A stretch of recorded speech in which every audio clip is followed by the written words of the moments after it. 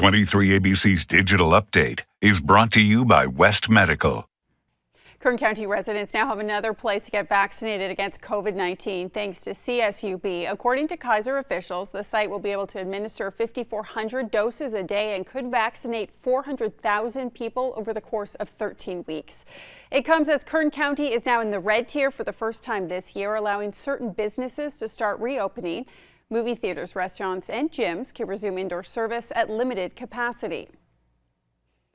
And despite having just returned to the red tier, county officials say we could be on the move again in just a matter of weeks. Officials say Kern County currently meets 2 of the 3 metrics needed to move into the orange tier.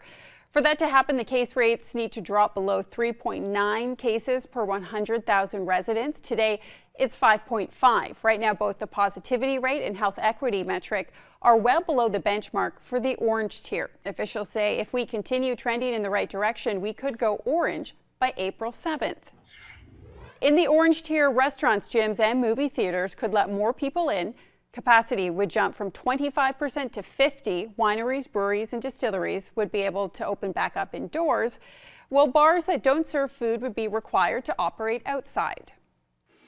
And we're just days away from being able to watch movies on the big screen. Maya Cinema is announcing on social media that both their locations in Bakersfield and Delano will be back open and welcoming moviegoers on Friday. There's no showtimes on the website yet, but they do list a combination of classic movies and recent releases. And Reading Cinemas is also welcoming back people starting on Friday. New safety policies will be in place, including social distancing, even when moviegoers are seated. Face masks have to be worn, but according to guidelines, can be taken off when guests get to their seats. Self-serve concession stands will be closed. That's to limit the number of contact points, but staff will still be on hand to serve all of your favorite treats.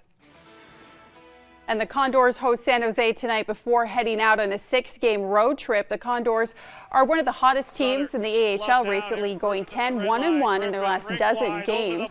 Bakersfield coming off a split with Ontario last weekend, and the guys are second in the Pacific Division, trailing Henderson, who only lost 2 games this year, one of those to the Condors. The Condors visit San Diego and Ontario to start their road trip and aren't back here until April 9th.